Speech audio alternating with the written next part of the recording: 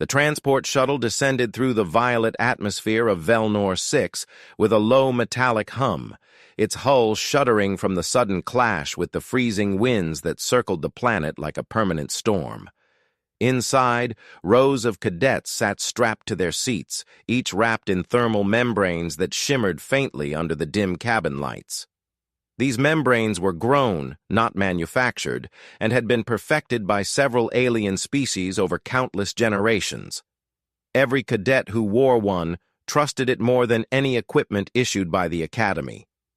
In the middle of this group sat the only human, Elias Ward, dressed in the same standard uniform every cadet received, but without anything that might give him an advantage over the others. His jacket was thick, but entirely inadequate against the temperatures he was about to face. The others looked at him occasionally, some with curiosity, some with quiet pity, and a few with a mild sense of dread, as if watching someone walk willingly into a fate already sealed. The instructor, a tall, crystalline alien whose body refracted light in sharp angles, moved down the aisle once the shuttle stabilized in its descent. She spoke with a clipped tone that always carried finality, as if her words were immutable law. She informed the cadets that the night on Velnor 6 was approaching, and the midnight freeze trial would begin the moment they were dropped at the surface. She reminded them that frost storms rolled across the plains without warning, and temperatures could plummet to lethal levels in less than an hour. She glanced at Elias for a fraction of a second, not with malice, but with the subtle resignation of someone who believed she already knew the outcome of the story. She emphasized, with a tone sharpened by rehearsed neutrality, that no human had ever lasted a single night on this world without external technology. The Academy forbade technology this time, insisting that this test measure raw resilience and adaptability. She did not say that this rule had been introduced only after humans gained a reputation for outlasting biological species through engineering. She did not need to. Every cadet understood it. The shuttle landed with a crunch as its skids met solid ice. The door slid open, and a wave of brutal cold flowed inside, spilling over the metal floor like liquid frost. The alien cadets recoiled instinctively, pressing their membranes closer around their bodies. Elias inhaled sharply as the cold hit him, piercing his lungs like thin needles. He stepped forward anyway. His boots sank slightly into the snow, which was more crystalline than powdery, forming small, sharp fragments that fractured under each step. He studied the environment while the others adjusted their membranes. The landscape stretched endlessly in muted tones of blue and silver. The plain was flat, with occasional broken ridges of ice rising from the ground like jagged bones. The sun hung low, a pale sphere smothered by swirling frost clouds drifting across the horizon. It was beautiful in a distant, indifferent way. A group of alien cadets clustered to one side, exchanging quiet remarks about Elias. One whispered that he should not have volunteered for this trial. Another muttered that he lacked any natural adaptation for this climate, unlike the rest of them. A third cadet, whose species thrived in humid jungles, asked if the Academy intended to collect a body by morning. The remarks were not cruel.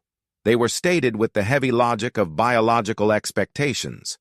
Elias heard the words, and although none were wrong from a biological standpoint, he refused to let them take root. He focused on the landscape instead, analyzing the wind direction, noting how the gusts carried fine sheets of snow sideways rather than downward. The wind was the real killer here, not the cold alone. He needed to understand it before darkness arrived. The instructor spoke again, her voice amplified by a communicator embedded in her crystalline chest. She outlined the rules. Survive until sunrise without tools, shelters, or thermal devices. Remain within the designated boundary, and no cadet could interfere with another's survival attempt. She paused after each rule, letting the weight of the trial settle over the group. Finally, she gave the command, and the shuttle lifted off, leaving a cloud of frost swirling in its wake. The moment the shuttle rose into the sky, every cadet felt the sudden isolation of the planet, as if the world itself exhaled a cold breath meant only for them. Elias stood alone after the others dispersed toward the nearest ice cliffs, seeking caves and crevices where the winds might be weaker. He watched them move with hurried confidence, each trusting personal instincts.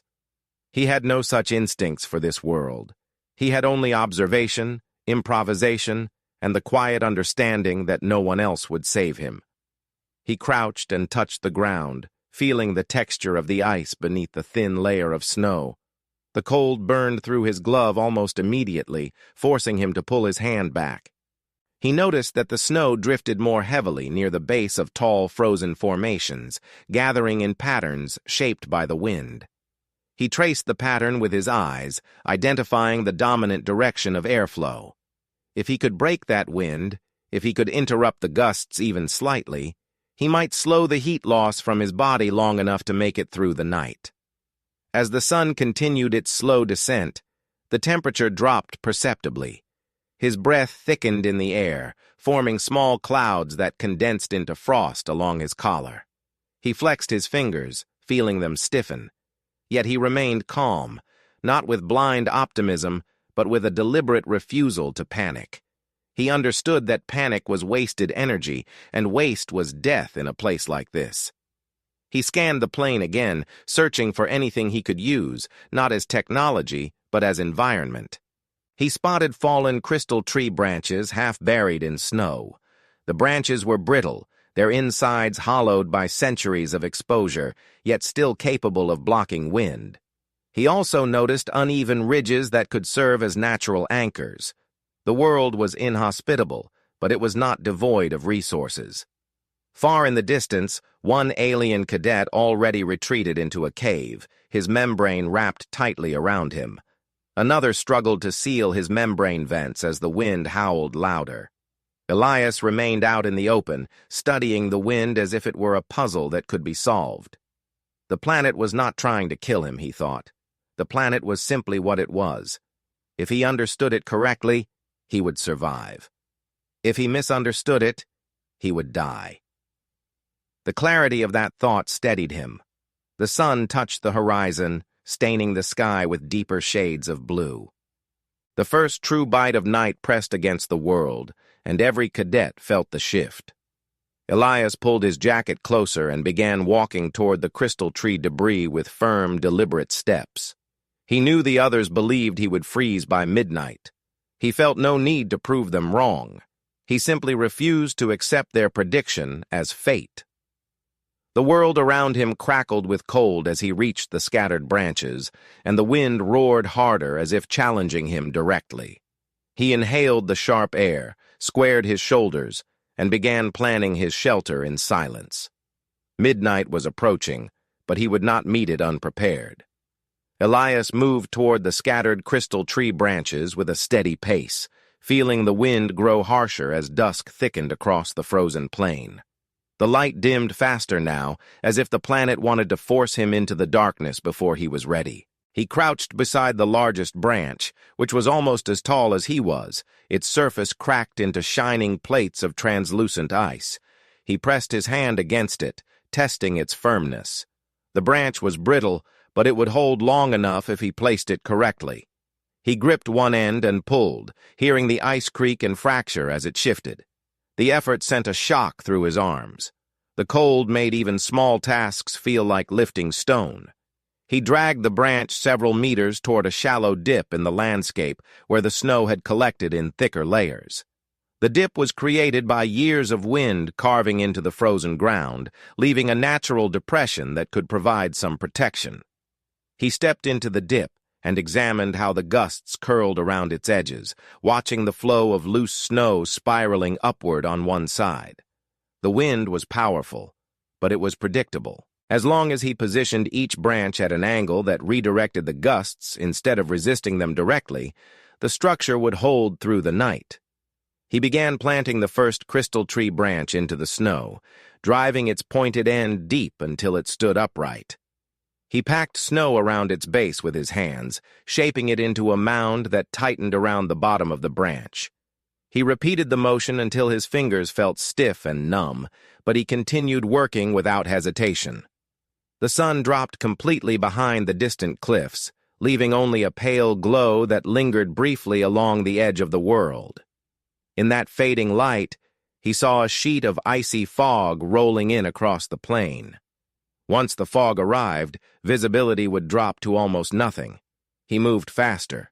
He collected smaller branches and broken splinters scattered across the ground and brought them back to the dip in multiple trips.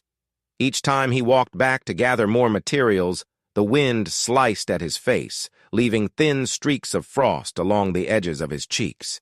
He narrowed his eyes, forcing himself to breathe slowly so he would not lose too much heat through rapid breaths.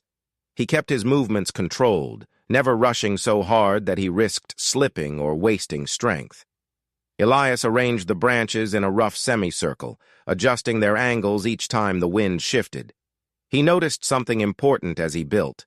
The wind always entered the dip from one direction with more strength than the others.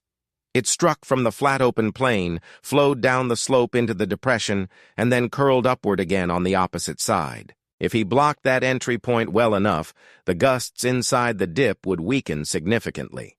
He focused on reinforcing that side of his makeshift barrier first.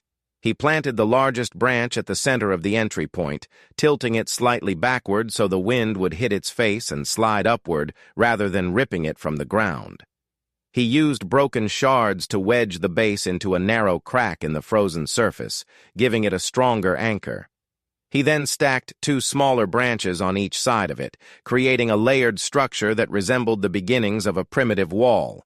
Snow collected in the gaps immediately, helping fill the spaces between the branches. He paused only when a sudden, violent gust struck the structure, rattling the branches loudly. He watched intently, ready to adjust if something failed. But the branches held, bending slightly backward under the pressure but not collapsing. He exhaled and continued working, encouraged by the result. The windbreak was not finished, but it was functional. As the fog reached him, he felt the temperature plunge even further. The fog clung to his clothing and froze into thin sheets of ice almost immediately. He pressed his hand to his chest, feeling his heartbeat hammer against the growing cold, but he did not allow fear to set in. He understood that emotion could not help him now. He needed rhythm, focus, and relentless movement. He gathered more branches, stumbling slightly as the fog thickened to the point where he could barely see beyond a few steps.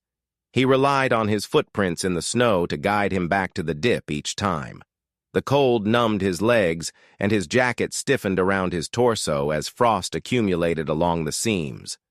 His breaths grew harsher, turning into small clouds that instantly crystallized on his skin. Once he had collected every usable piece of debris in the immediate area, he knelt beside his wall and began reinforcing it with snow.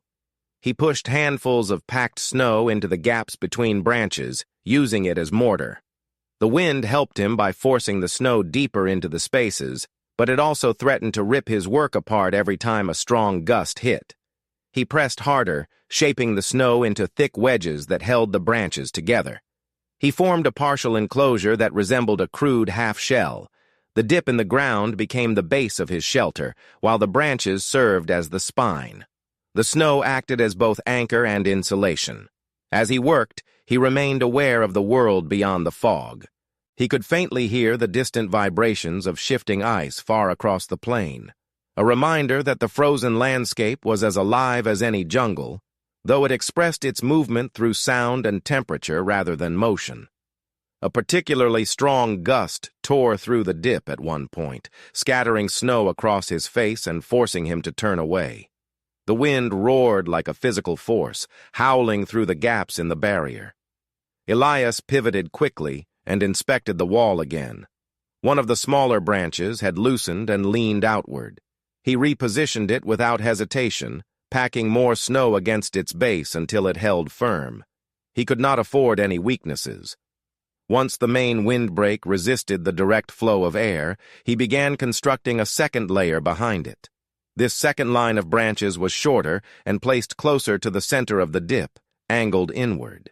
The purpose of the second layer was not to block wind entirely, but to disrupt whatever airflow still managed to pass through the first barrier. The more the wind twisted, collided, and slowed, the less heat he would lose from his body when he rested.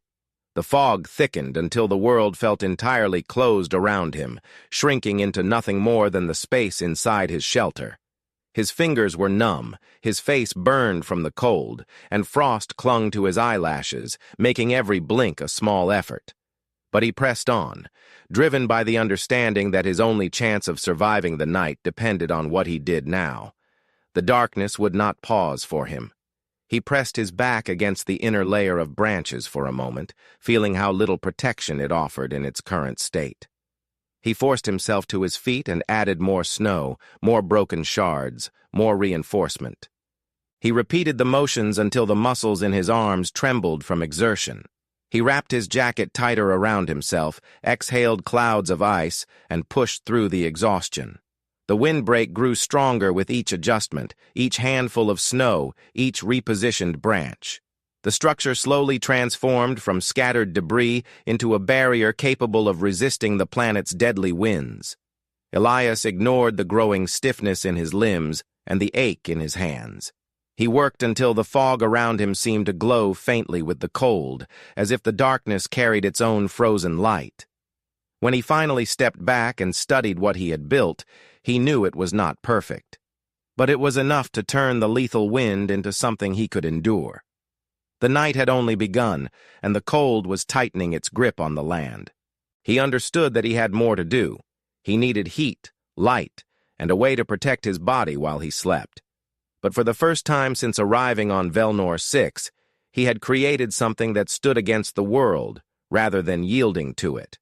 The wind roared again, but this time it struck the barrier with a dull thud instead of a tearing howl. Snow drifted downward, settling on top of the branches.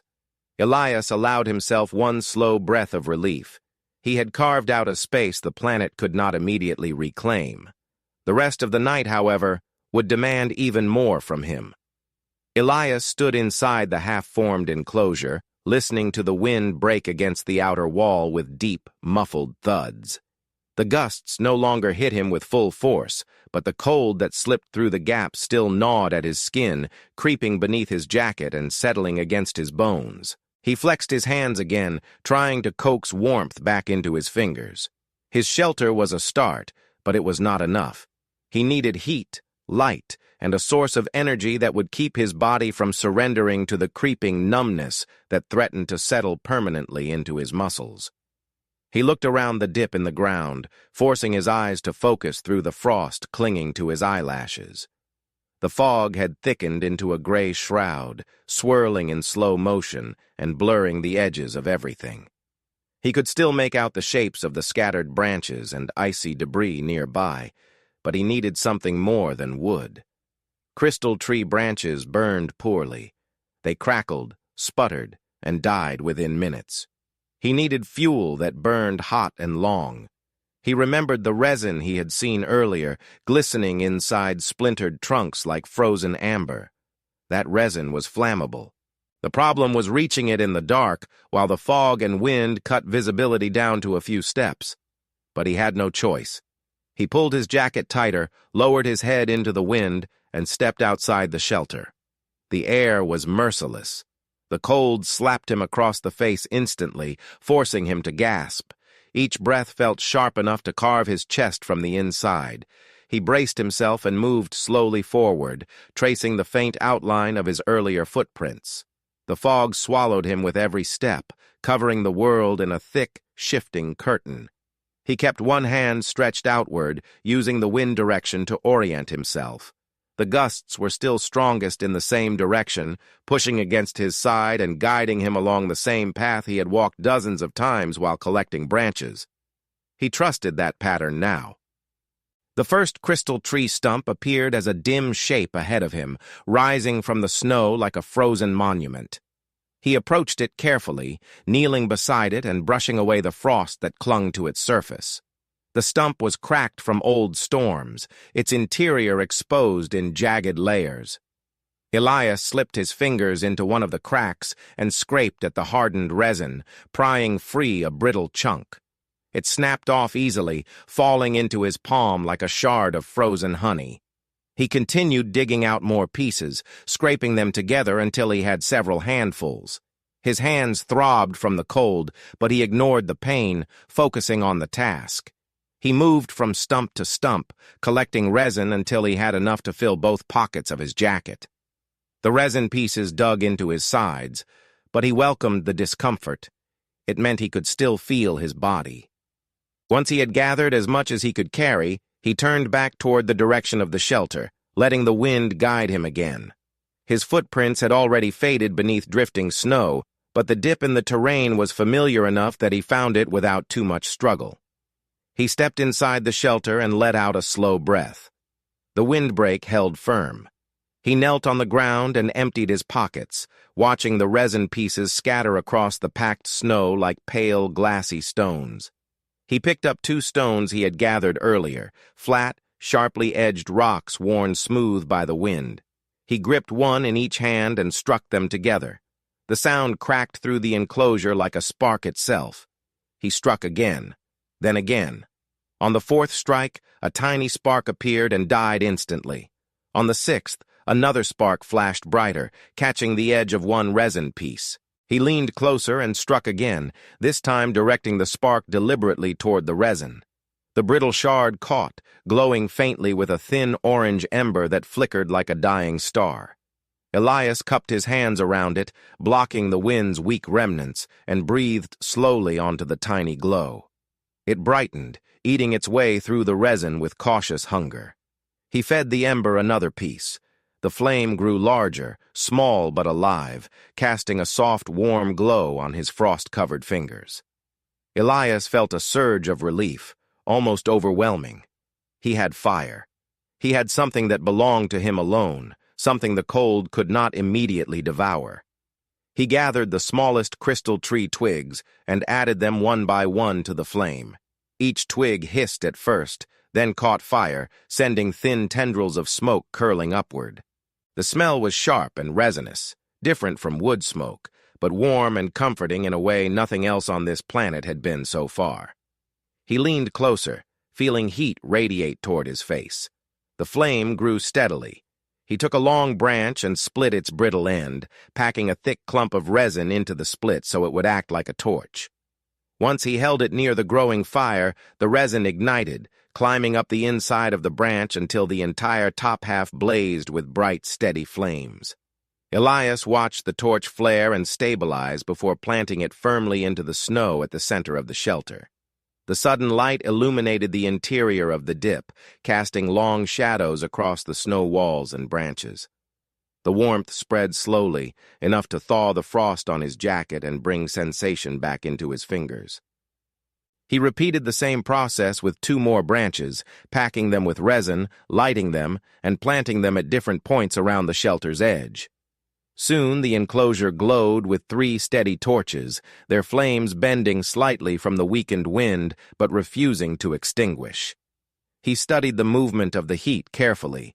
The torches warmed the air, creating upward drafts that pulled the cold downward and away from his body.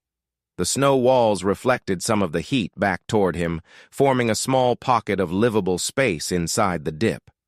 He pressed his hands close to the nearest flame and felt a pulse of gratitude for the simple fact that he could still feel warmth. Once the torches stabilized, he moved outside the wall briefly to gather more broken branches. The fog was even thicker now, and the darkness above had settled into a near-black blanket, swallowing the sky. But the light from the torches behind him guided his steps. He collected every piece of debris he could reach and brought them inside the shelter, stacking them neatly so he could feed the fire through the night if he needed to. He planted 2 more torches near the entrance of the dip, creating a narrow corridor of light that cut through the fog like a walkway. The heat from the combined torches pushed the cold air further from the center of the enclosure, creating a crude thermal zone where he could sit and breathe without feeling the immediate sting of freezing air. He tested the ground near the center of the dip, pressing his hand against it. The snow was still cold, but it was no longer freezing hard enough to numb his skin instantly. He gathered shredded bark from inside the brittle branches and used it to form a padded layer over the snow. The layer was thin, but it created a barrier between his body and the frozen ground. He lowered himself onto the bark slowly, resting his back against the snow wall. The torches flickered in a quiet rhythm, each flame dancing to its own pattern, yet forming a unified glow that pushed back against the hostile darkness outside. The wind still roared past the outer barrier, but inside his small circle of light, the world felt less like a frozen wasteland and more like a place where life could endure. He watched the torches for several minutes, letting the warmth seep into his muscles. His exhaustion pressed down on him heavily. His body trembled not from fear, but from the shock of pushing itself so hard in the cold. He pulled his jacket tightly around himself and stretched his legs toward the torchlight, allowing the heat to ease the stiffness. The night on Velnor 6 had fully arrived, but it no longer felt like a death sentence. Elias had fire, a barrier, and a place to rest. The cold still surrounded him, but it could not reach him easily now. He allowed himself a slow breath, then another. The torches hissed softly, filling the shelter with a steady, warm glow. He would last the night. The planet had taken its first strike at him, and he had answered with flame. The torches burned with steady determination, their flames reaching upward as if challenging the frozen air above the shelter. Elias watched them flicker in a rhythmic glow that made the walls of packed snow shimmer with reflected light. The warmth inside the dip grew slowly, gathering in layers that settled gently around him. His muscles relaxed bit by bit, grateful for even the smallest reprieve from the brutal cold outside. But warmth alone was not enough. He understood that the torches could not burn forever, and the planet still had many hours of night to unleash its deepest cold. If he wanted to wake up alive, he needed to turn this fragile shelter into something stronger, something capable of holding warmth even when the torches weakened. He stood up carefully, feeling the stiffness in his legs as blood returned to his limbs. The air inside the dip had warmed, but stepping just a few meters closer to the entrance reminded him how thin that safety was. The wind still sliced through the narrow opening of his windbreak, slipping around the edges of the branches to bite at his exposed skin. He tightened his jaw and moved toward the outer barrier to inspect the structure again. Each torch cast long shadows across the snow walls, giving the shelter a sense of depth that had not existed earlier. Elias pressed his hand against one of the branches. It trembled slightly under the force of the wind, bending forward and then snapping back into place. The structure held for now, but it needed reinforcement. He knelt beside the base of the windbreak and scooped handfuls of snow, packing them firmly around the bottom of the branches. The snow was softer inside the dip than outside, warmed slightly by the torches, and he had to bring it from the colder outer edge to ensure it solidified properly. As he worked, the wind groaned against the barrier like some breathing creature trapped on the other side, angry at being denied entry. He moved to the next branch, repeating the process. His fingers burned from the cold, frost forming along the creases of his gloves, but each movement tightened the barrier. Snow wedged between the branches, hardened almost instantly, forming a natural cement that bound the pieces together. He pressed more snow into the cracks, shaping it with the heel of his palm, making each section blend into one solid mass. The movement soon became rhythmic, the repetition soothing in a way he did not expect. He looked over his shoulder toward the torches, their glow providing just enough light to guide his work. The shelter felt more alive now, as if each flame breathed heat into the frozen landscape. He returned to his task with renewed focus, reinforcing the entire curvature of the windbreak until the wall resembled a thick, uneven arc of snow and crystal branches, sturdy enough to withstand the shifting winds. When the outer wall felt reliable beneath his hands, he stepped back and studied the inner structure. The second layer remained intact, but the cold air still slipped between the branches. He knelt again and pushed snow into those cracks as well. The inner wall needed to hold the warm air in place and prevent it from escaping into the wind. As he worked, he could feel the warmth behind him spreading outward. The air near the torches had become almost comfortable, and the contrast between that heat and the cold air at the edge of the shelter created a swirling sensation that moved across his back. The warmth felt almost like a gentle hand pressing against him, encouraging him to continue. He finished tightening the inner wall and stood up again, breathing slowly to steady his pulse. The exertion had forced him to sweat slightly beneath his jacket, and he knew sweat was dangerous in extreme cold. He stepped back toward the torches to let the heat dry the moisture before it could freeze against his skin. He held his hands toward the nearest flame, feeling the tingling warmth flow back through his fingers. Once his body recovered some strength, he turned his attention to the roof. He had no materials to create a full covering, and attempting to build one could collapse the walls. But he did not need a roof. He only needed a way to trap more warmth. He scanned the dip, searching for anything he could use. His eyes focused on the snow that had begun piling along the top of the windbreak, blown there by the wind. It formed a natural rim that thickened gradually as the wind continued its work. He realized the planet was helping him without meaning to. The wind was shaping the snow in a way that insulated the top of the shelter. He climbed carefully onto the inner slope of the dip and reached upward, pulling more snow onto the top of the wall. He pressed it down gently, shaping it into a smoother, thicker layer. The windpack formed a kind of shallow arch that trapped warm air more effectively while still letting the smoke from the torches escape upward.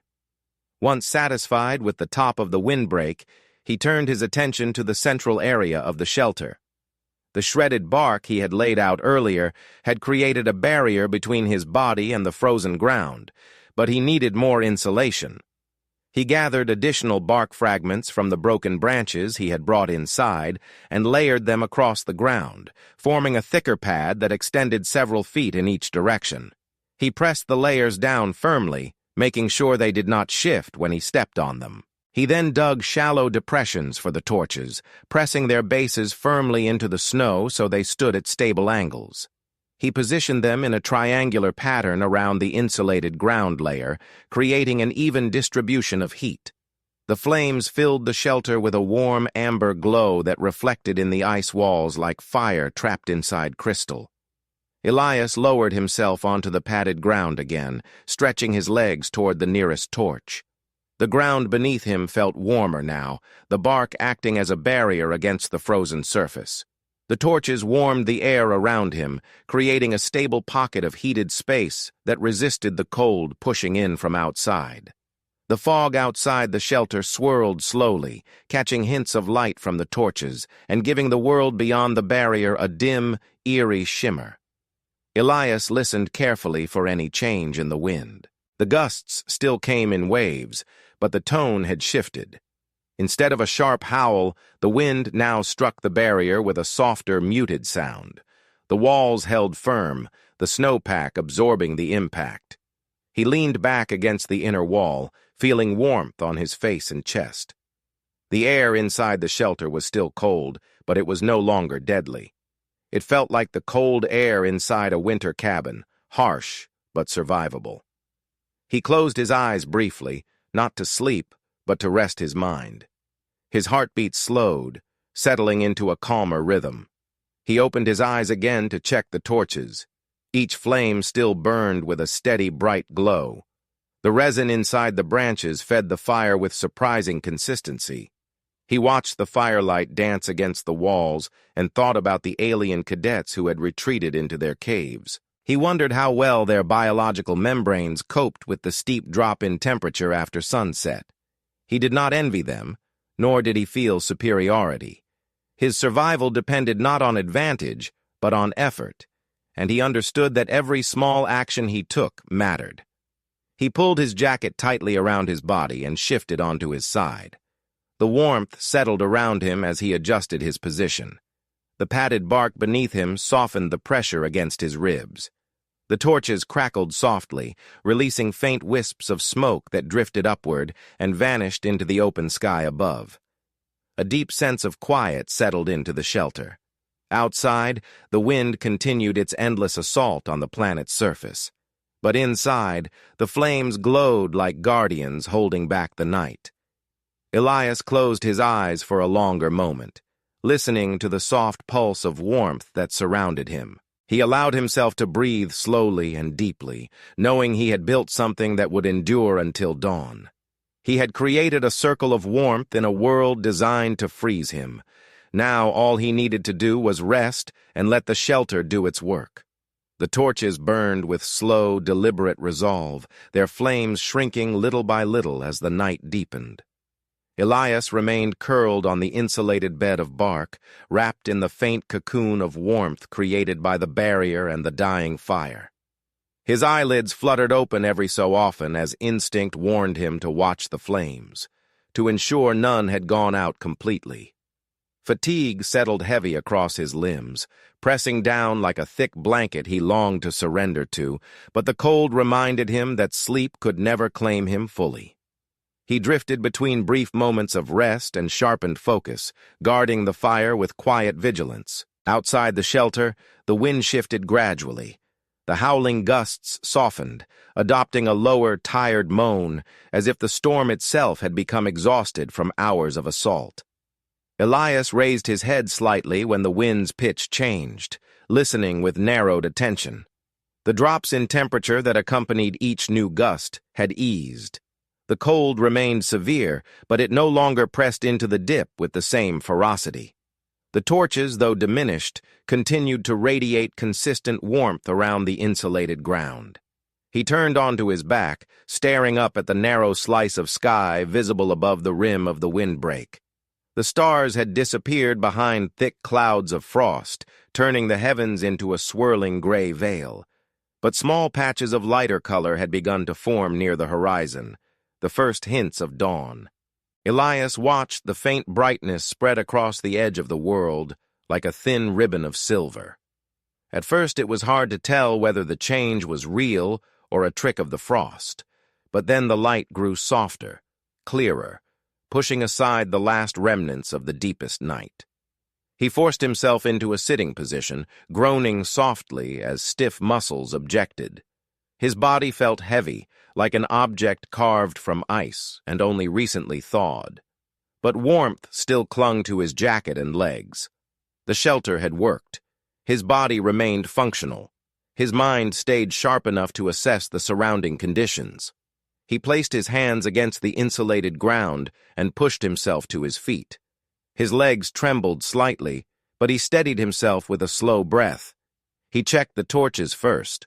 The resin had burned down to glowing embers at the top of each branch. The flames flickered weakly, as if bowing in exhaustion after fighting the frost for an entire night. He knelt beside one torch, gathering a few leftover resin pieces from the ground. He placed them at the base of one ember. The resin hissed and sparked, but did not fully ignite. The night, it seemed, had drained most of the fire's strength. He did not force it. He would not need fire much longer. The windbreak had frozen into a solid barrier of snow and crystal, sealed together by the night's cold. Even the smallest gaps had been filled by drifting frost, reinforcing the structure into something stronger than anything he could have built alone. Elias pressed his palm against the wall. The snowpack felt firm, unmoving, a silent testament to the work he had done hours earlier. He took a moment to appreciate it. On any other world, a man building a shelter from branches and snow would have been unremarkable. But on Velnor 6, where biological species relied on natural membranes and humans were expected to fail, the accomplishment felt like reclaiming a truth others had forgotten. Survival belonged not just to biology, but to knowledge, instinct, and will. He walked toward the entrance of the dip, standing just inside the barrier as the first strands of pale morning light filtered through the fog. The sky above brightened gradually, revealing new hues in the frozen landscape. The snowfields caught the faint light and reflected it in shimmering waves, transforming the flat plain into a field of silver mirrors. The air remained brutally cold, but the planet's lethal edge had been dulled. Elias stepped outside the barrier, letting the morning air wash across his face. The cold hit him immediately, a sharp reminder that he was still on a hostile world, but he no longer felt threatened by it. He had endured the worst of the night.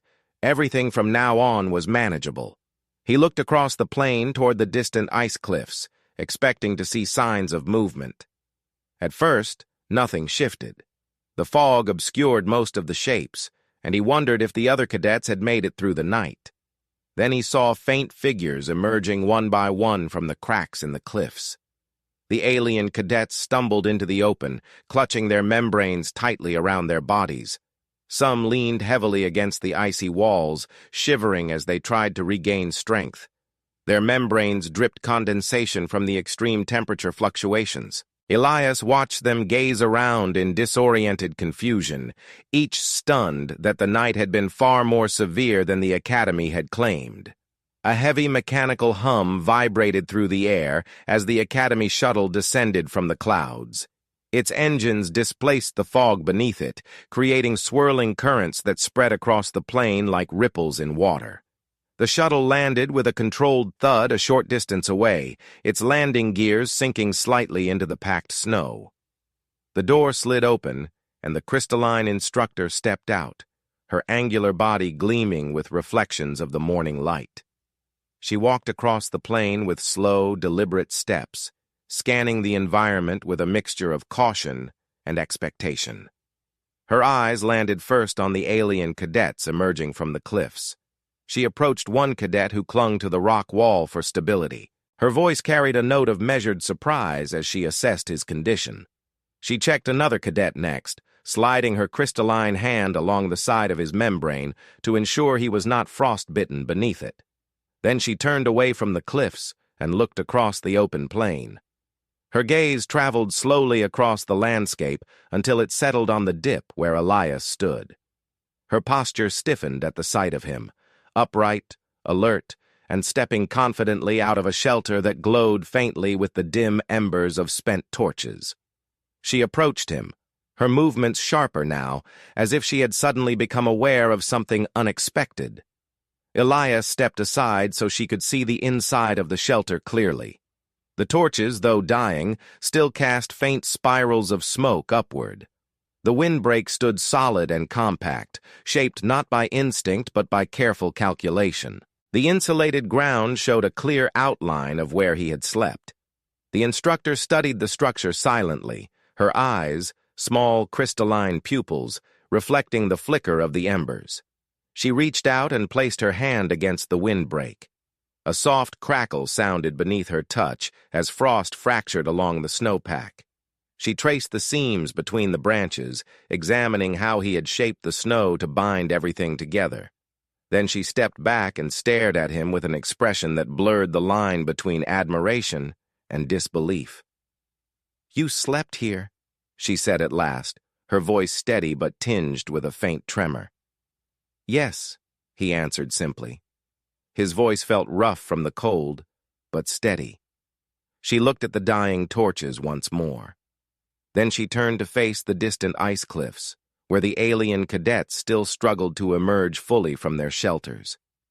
Her crystalline surface reflected the morning light as she walked slowly back toward the shuttle. She paused halfway, lifting her communicator to record something. Elias could not hear her words clearly, but he recognized the rhythm of formal documentation. She was rewriting the Academy's handbook. When she returned to the alien cadets, she helped one stand upright, her movements more careful now, as if she had realized how close to failure the biological membranes had come during the night. She led the group toward the shuttle's entrance. Elias followed behind them at a measured pace. The cold clung to his jacket, but warmth still radiated faintly from his chest. He climbed the shuttle ramp and took a seat near the middle of the cabin. As the shuttle lifted off the ground, Elias looked out the window at the shelter that still stood proudly against the snowy plain. The windbreak remained firm, the torches now extinguished but still standing like quiet markers of effort and resilience. The fog swirled around the dip like a final acknowledgement from the world itself. When the shuttle rose higher, the dawn spread fully across the horizon, turning the snowfields into a brilliant sea of light. For the first time since arriving, the planet looked gentle rather than hostile. But Elias knew better. The gentleness was merely the world's other face. Survival here was earned, not granted. The instructor walked down the aisle and stopped beside him. Her crystalline voice carried clearly as she spoke, addressing him alone. "Your methods will be added to the Academy's survival protocols," she said. "Your performance will be studied. You have altered the standards for this trial." He nodded once, accepting the words not as praise but as a statement of fact. When the shuttle left the atmosphere and the frozen surface of Velnor 6 shrank beneath it, Elias leaned back in his seat and exhaled slowly. His body throbbed from cold and effort, but he felt a steady warmth settle inside him, separate from the torches and the barrier he had built. It was the warmth of knowing he had faced a world designed to kill him, and he had walked away stronger. The cold had not claimed him. The night had not broken him. The warnings had not defined him. He had built windbreakers, lit torches, slept warm, and survived where no one expected he could. And the Academy would never look at a human the same way again.